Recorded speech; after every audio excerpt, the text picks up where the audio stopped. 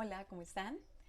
En el video de hoy vamos a explicar cómo se determina experimentalmente la entalpía de solubilidad utilizando la ecuación de Van Hoff. Si no recuerdas qué es la entalpía de solubilidad, te recomiendo que veas el video anterior donde lo explicamos. Te voy a dejar en la descripción de este video, te dejo el link de ese para que lo puedas ver. Para poder entender la ecuación de Van Hoff, primero debemos tener muy claros algunos conceptos, principalmente el concepto de solubilidad, el cual se define en términos cuantitativos como la concentración de un soluto en una solución saturada a una determinada temperatura y presión que deben ser constantes. Y de forma cualitativa la podemos expresar como una interacción espontánea de dos o más sustancias para formar una dispersión molecular homogénea, es decir, una mezcla de una sola fase. Entonces, importante que recordemos que a medida que cambiamos la temperatura, la presión o el pH de un sistema, la concentración de un soluto en el mismo solvente puede ir cambiando. También tengamos en cuenta que como la solubilidad es una concentración, se debe expresar en unidades de concentración. Las más frecuentes son la fracción molar y la molaridad, donde podemos ver acá las ecuaciones o las fórmulas con las que se puede calcular. Por un lado, la fracción molar hace referencia a la cantidad de moles de un soluto sobre la cantidad de moles totales, es decir, los moles de todas las sustancias que hacen parte de esa mezcla. Mientras que la molaridad se calcula con el número de moles de un soluto sobre el volumen en litros de toda la solución. En termodinámica, las unidades que se utilizan más frecuentemente son las de fracción molar. ¿Por qué? Porque como solamente dependen del número de moles de los componentes, la fracción molar no varía cuando hay cambios de temperatura o cambios de presión, mientras que la molaridad sí puede hacerlo, porque el volumen de la solución va a cambiar con cambios de temperatura o de presión. Entonces las más utilizadas son la fracción molar. Bueno, pasando ya a la ecuación de Van Hoff, que la podemos ver en esta parte de acá. Entonces, ella nos dice que d logaritmo natural de Kp sobre dt es igual a delta de H sobre R por temperatura al cuadrado. ¿Qué debemos tener en cuenta acá? Kp hace referencia a la constante de equilibrio de una reacción. Más adelante vamos a ver por qué esta ecuación se utiliza para procesos de solubilidad. También debemos tener en cuenta que R es la constante de los gases ideales y pues T es la temperatura del medio y siempre la debemos expresar en Kelvin. Bueno, teniendo en cuenta que la derivada de 1 sobre T es igual a menos T al cuadrado, la ecuación de Van Hoff se puede escribir de esta manera. También tengamos en cuenta que cuando decimos d logaritmo natural de Kp sobre d 1 sobre t, estamos haciendo referencia a una derivada. En este caso sería la derivada del logaritmo natural de Kp en función de 1 sobre t. Y eso es igual a menos delta de h sobre r. Y también recordemos que las derivadas hacen referencia a pendientes de los gráficos. Entonces, esto quiere decir que si yo hago un gráfico del logaritmo natural de Kp versus 1 sobre t, la pendiente de ese gráfico va a ser igual a dicha derivada. O sea, que es igual a menos delta de h sobre r.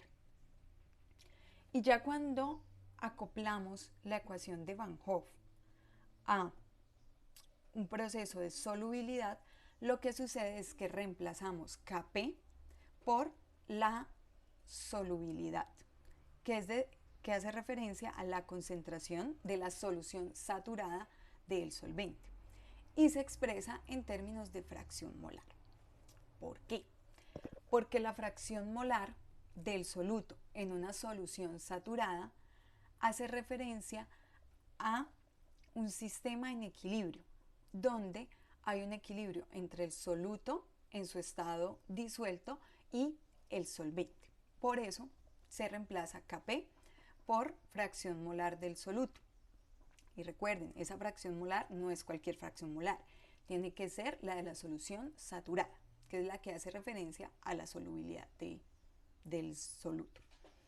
Entonces, si graficamos logaritmo natural de la fracción molar versus 1 sobre t, la pendiente de ese gráfico va a ser igual a menos delta de H de solubilidad o de disolución sobre R, que R es la constante de los gases ideales que ya todos conocemos. Entonces, acá muestro un gráfico de ejemplo. En la parte de abajo de la diapositiva pueden ver la referencia de dónde tomé este gráfico. No son datos obtenidos por mí, sino que los conseguí en un artículo. Y bueno, acá podemos observar que lo que hacen es que para diferentes solventes grafican el logaritmo natural de la solubilidad versus 1 sobre la temperatura. Bueno, ellos toman una comparación de la temperatura menos una temperatura armódica de referencia. Y vean que ahí lo que se obtiene son unos gráficos lineales decrecientes, es decir, que la pendiente es constante porque son líneas rectas y pues tiene un signo negativo. Cuando se realiza este gráfico por medio de una regresión lineal podemos obtener la ecuación de la recta y asimismo hallar la pendiente. Y simplemente sabiendo que esa pendiente es igual a menos delta de H sobre R, despejamos delta de H y listo. Entonces, acá les voy a mostrar, estos son los valores experimentales que obtuvieron pues, los autores de este artículo. Y como les mencionaba antes, ellos midieron la solubilidad de su soluto específico en diferentes solventes. Esos solventes eran mezclas de agua y etanol. Entonces acá lo que hacen es que muestran para cada una de esas mezclas cuáles eran las solubilidades de su soluto a diferentes temperaturas. Vamos a tomar los datos que ellos generaron para hacer el ejemplo del ejercicio, de cómo aplicamos la ecuación de Van Hoff para determinar el delta de H de solubilidad. Vamos a hacerlo únicamente con la solubilidad del soluto en agua, es decir, los primeros datos que ellos tienen cuando la concentración de etanol es 0. Entonces, si no tenemos nada de etanol, significa que solo tenemos agua. Entonces, vamos a hacer el proceso con estos datos únicamente. Si quisiéramos hallar el delta H de solubilidad en cualquier otra de las mezclas que ellos realicen, el proceso es exactamente igual. Entonces, bueno, vamos a pasar estos datos a Excel para poder trabajar. Bueno, acá yo ya tengo los datos en Excel.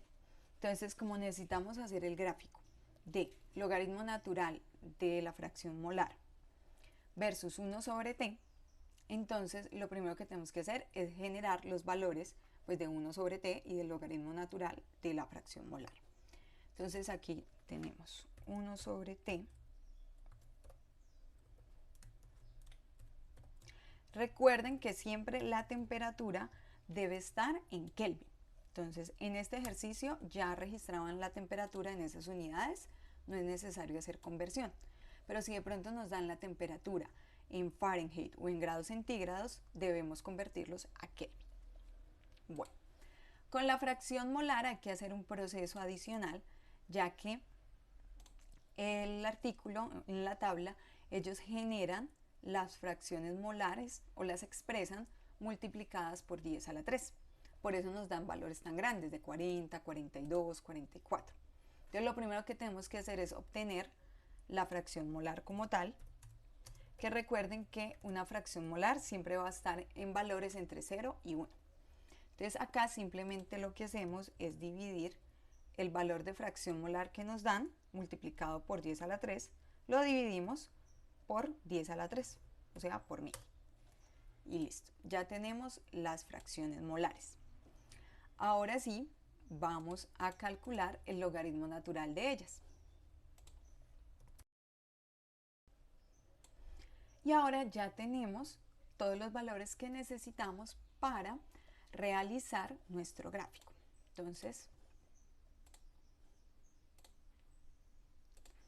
recuerden siempre para realizar estos gráficos que posteriormente nos van a dar una ecuación de una recta, se debe graficar como dispersión, no como gráfico de líneas. Entonces, agregamos los datos.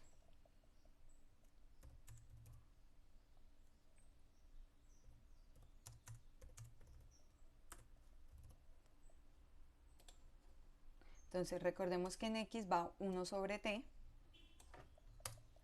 y en Y tenemos el logaritmo natural de la fracción molar. Ya. Tenemos nuestra ecuación que vean que es una línea recta, digan nuestro gráfico que vean que es una línea recta, y ahora vamos a generar la línea de tendencia y la ecuación lineal.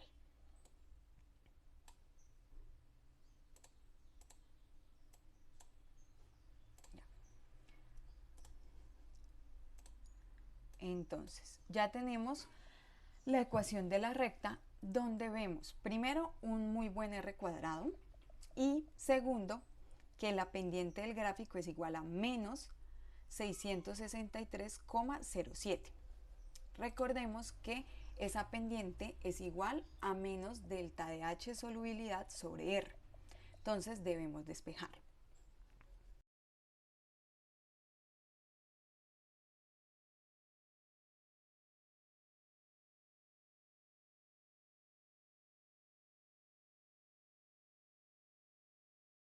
Bueno, entonces al hacer el despeje y reemplazar por el valor de la constante de gases ideales, obtenemos que la entalpía de solubilidad para este ejemplo es igual a 5512.72 julios sobre mol. Si quisiéramos hallar la entalpía de solubilidad con unidades diferentes, simplemente haríamos la conversión de estas o podemos utilizar la constante de los gases ideales con las unidades que deseemos. Pero el proceso es exactamente igual. Acá entonces nos damos cuenta que el proceso de disolución que realizaron los autores del artículo que tomé como referencia es un proceso endotérmico, es decir, que el sistema debe absorber energía del ambiente para que el soluto se disuelva en el solvente. Y esa cantidad de energía es igual a 5512.76 julios sobre mol. Espero que este video les haya gustado mucho y que el tema haya quedado totalmente claro. Los invito a que me dejen en los comentarios qué otros temas les gustaría que les explicara en futuros videos. Chaito, que estén bien.